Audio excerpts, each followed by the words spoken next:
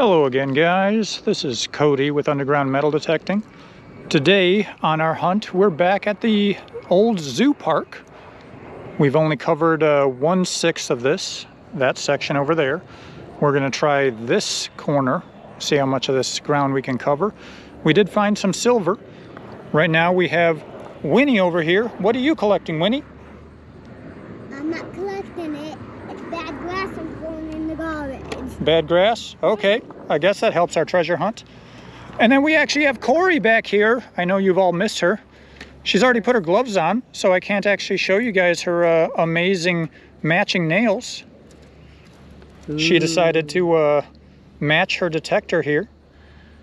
But she's got to cover them up with gloves because I'm sure that's not cheap to get nails done. So we'll see you guys on the first hole, see what we can find here. That didn't take long for the first find. We got a ring, but it's interesting. Not sure what it would have been from. It doesn't look like it's got any broken pieces off of it. Might have just gotten misshaped in the ground. Could be just some trim ring to something. So not valuable, and probably aluminum. I was ringing up a 23 on my machine, which is usually can slaw. So on to the next one. And our next find was about 7 inches deep. This is going to be one of those 12-sided Canadian pennies. See if I can get a year for you guys here. She's pretty cruddy, so I might not be able to read it. But I believe these are 60s or 70s era. I'll see if I can look that up and see when they changed over to the rounded edges instead of that shape. And if you look at that, I was right about to flip this over, and then I see more of them in the top of the plug. We have a US penny and a US penny, both shields, but they were all together. So let's sweep, make sure we don't have anything else. So that would have been 3 pennies together with that last Canadian one.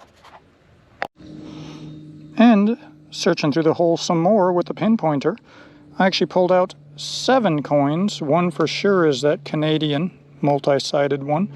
I think everything else here is a US Lincoln penny, but some of these guys are so thick with dried on crust that I won't be able to tell if they're going to be memorials or wheats until we get them cleaned up. But not bad for the first coin spill and only the second hole at this park.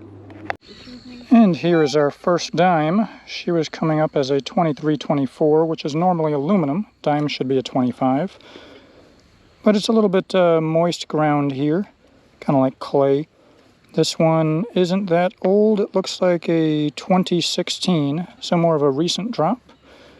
But we'll have to keep an eye on that because with the VDIs being a little different with the moist soil, that might mean that we got to dig more of the targets than we're used to skipping.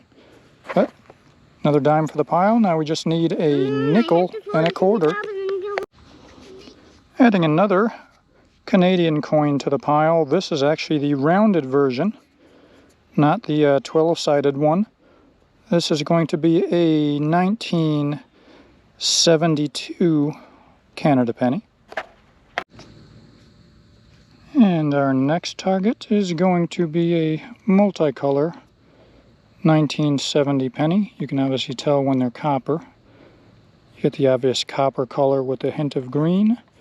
Everything from 1982 and older is going to be 95% copper, which is why they're so much better for putting on the railroad tracks, as they will actually smush from the good copper metal instead of the crappy zinc from the 83 and newer pennies. But we're getting closer and closer to those 60s coins that can find us some silver. Let's see what else we can find. I believe we have our first quarter signal here. Remember, they're always a 2930. And that's what I got, 2 arrows down, lined up right there. Could probably dig her out with a little shovel, so we can live dig this one. Gotta keep my eyes on it. Should be right about here.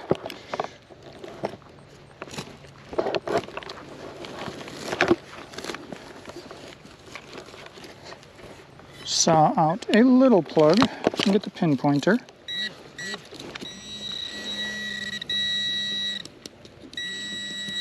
So we dug a little forward. Take another inch out. She should be in that, but she's not.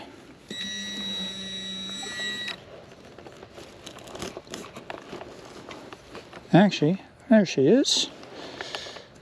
Do we have old? No, I believe this is a newer state quarter. What state are we looking at? Fort Moultrie, 2016. What state are you going to be?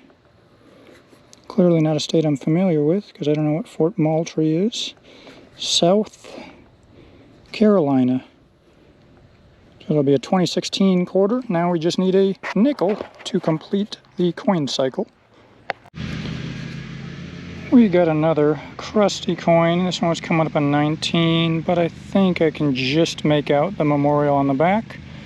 So she'll at least be a 59 or newer penny, but pretty sure that's copper, except for this little bump on it. Usually indicates that it's going to be a newer zinc penny, because they like to corrode underground, and that's not coming off like dirt. So if I had to guess, this will be 83 and newer, but another one for the pile. Let me get up here. Of course, I'm spending all this time being excited about the pocket change I'm finding in search of silver coins. Corey just told me she wins, so let's see what Corey found down in the swamp. Oh, I would say you're definitely winning. You got a newer $5 bill. Ooh. A little bit ripped, but still worth $5. $5. Corey is in the lead. Right over here, I don't gotta dig nothing. All right, back to work. And another one of my favorite signals, 2930. 3 arrows down. Let's dig her up and find out. We were correct. In the plug, it was a quarter, 1998 Eagleback, but there is something else below it, so I'm going to dig that out and see if there's another surprise waiting. That was another coin near the quarter. This one looks like a maybe 1976 copper penny. Another coin for the pouch. And we just double check. We are on. Check the plug, check the dirt I took out. And that seems like all it is. So then we seal her back up, make it look like there was never a hole dug here. This one was almost a surface find, about an inch in the ground. I still got to take all the dirt and grass out of it. Whole bunch of gems. She was ringing up a 19, so I'm assuming copper. Probably just something blingy. Take out my brush, see if I can take some of this dirt off without launching any of those stones out.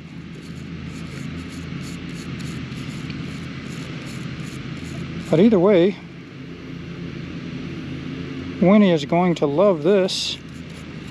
We can make a little necklace for her. I don't see any markings. Again, probably just like kids' bling jewelry. That's what it looks like to me. But first jewelry here, I will take it. And we solved the mystery with the blingy charm. I was also getting a faint signal. Dug it out of the grass.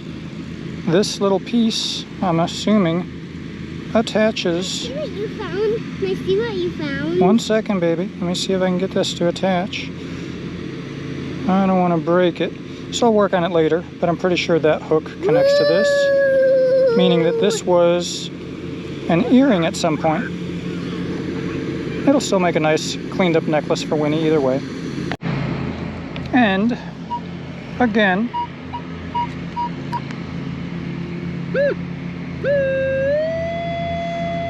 Right there is my 29, my favorite quarter signal. Let's get her out and let her join her friends.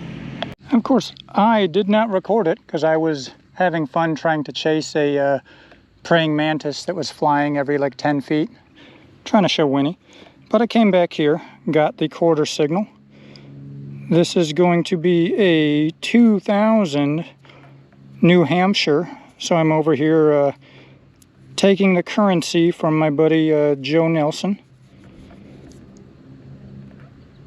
Old man of the mountain, live free or die. Can't argue with that. Another way to date the finds you might find at a park are these old style pull tabs that you actually had to rip a piece of aluminum off the can to get to the beverage inside. Not like the new ones where you just pop a little piece and it keeps this part on the can. So you expect to find a lot of stuff 60s or 70s when you find one of these. This rang up a 1415 on the Equinox 800. Here we had a very solid high ringing 11, which I don't normally see a signal of, so I wanted to see what it was. Turns out to be the leftover part of a button. I believe this would be the part, like you can see on my pants, that would clip on. Obviously this doesn't go to my pants, but because of the round shape, she was giving me like a coin or ring, high ringing signal. So she's junk, but at least now we know what to expect for an 11. Here goes another tip. Of course I am using the Equinox 800 with the Steve's detector rods, carbon fiber, counterweighted shaft. But I have the 6-inch coil, which is not very popular with a lot of other detectorists. Most people think you need a big coil to go deep, but that's definitely not the case with this one. It's the smallest diameter and the lightest. But I noticed there was something I was doing that I wasn't letting you guys know. Right under the coil right here, I have a signal. 1921, like a penny. So when I line her up, right there, if I kind of push into the ground, what I'm actually doing is leaving myself that impression, so I know exactly where to dig. That saves one step of missing it if you don't have a system for setting your boot in front of it or whatever it is. But let's get that penny out of there. With this last find, I just pulled can slaw out of the hole, but I had one of Wynnie's little buddies. Look at that nice fat night crawler, earthworm there. And it's funny to me because when Wynnie is with me, all she wants to do is play with these goofy worms. But since she's sitting over there in the underground metal detecting truck limo with Corey being girly, now she screamed, "Yeah, I don't want it." So I guess when Corey's around, Wynnie's girly girl. When it's just Daddy, she's a tomboy. And how about this for a mystery target? First I thought it might have been much larger than this. Very heavy. Seems like a block of iron. It was coming in around like 24, 25.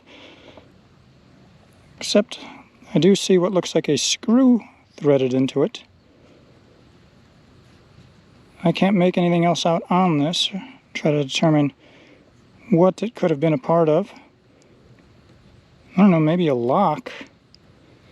It's kind of that shape.